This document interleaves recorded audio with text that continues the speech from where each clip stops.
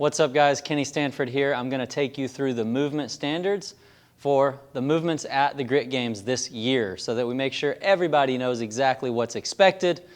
This goes for the judges and the athletes competing. So if you watch this video, we're gonna go through the very specific minimum standards for each movement so that you make sure and guarantee that you get full credit for every single rep that you do.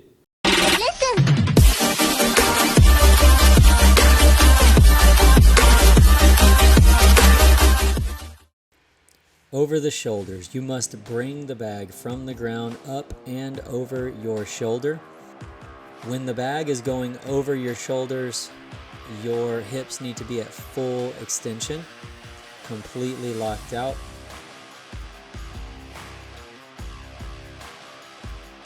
You cannot let the bag roll off to the side of your shoulder. It has to go clearly over your shoulder, and you do need to come to full hip extension. Bucket carry. For bucket carry, the bucket has to be carried in front of you and the bucket has to be upright. The lid has to be on the top of the bucket.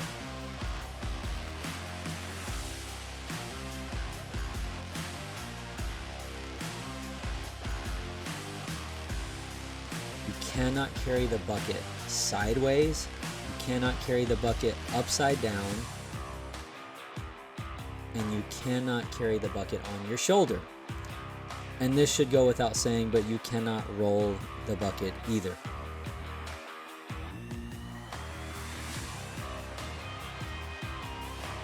All right, for our sand bell carry, you can pretty much carry this bag however you like. You can put it on either shoulder, you can put it in the center of your back, you can carry it right in front of you. Whatever works for you.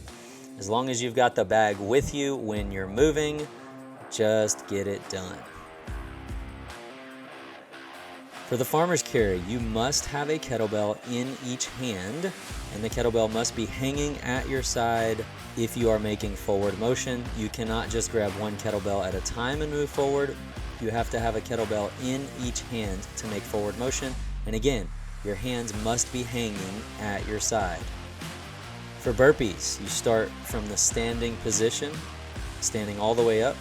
You're gonna drop all the way to the ground. Your hips and chest both have to make full contact with the ground.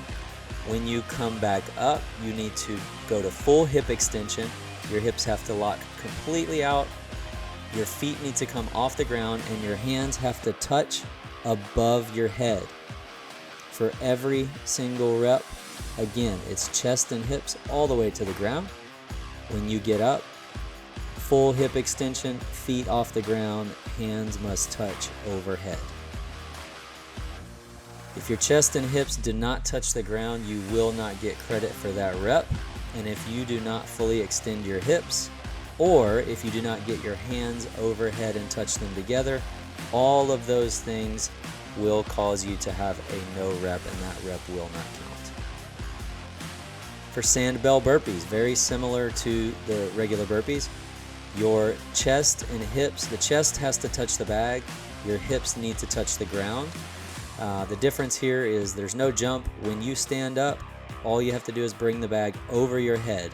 It's got to clear your head. We have to be able to see space in between the bag and the top of your head, and you're good.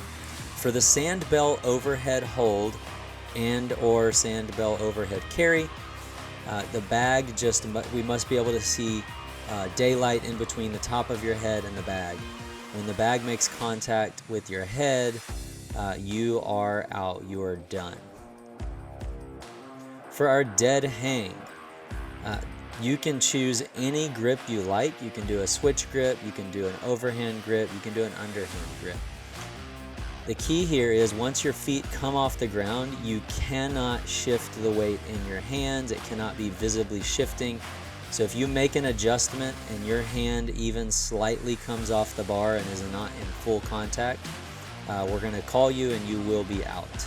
Both hands must remain in full contact with the bar for the entirety of the hang. For the timber flip, you're going to bring it from the ground.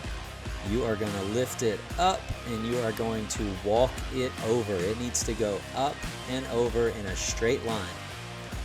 You're going to bring it up and over, and then you'll flip it back the exact same place you got it from, back and forth for the timber flips.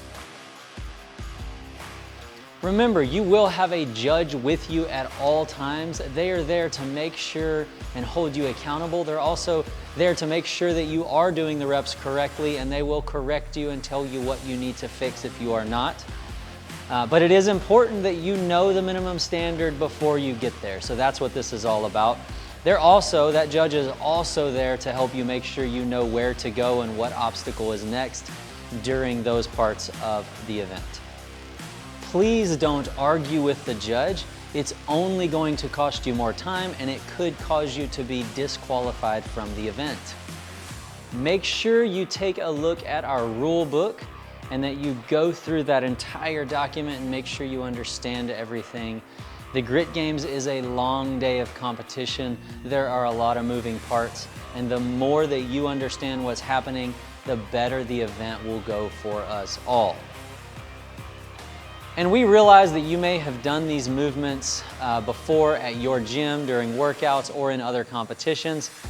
These are the minimum standards for the Grit Games specifically, and it's very important that you watch this video so that you make sure that you do them correctly so that you are getting credit for every rep that you do.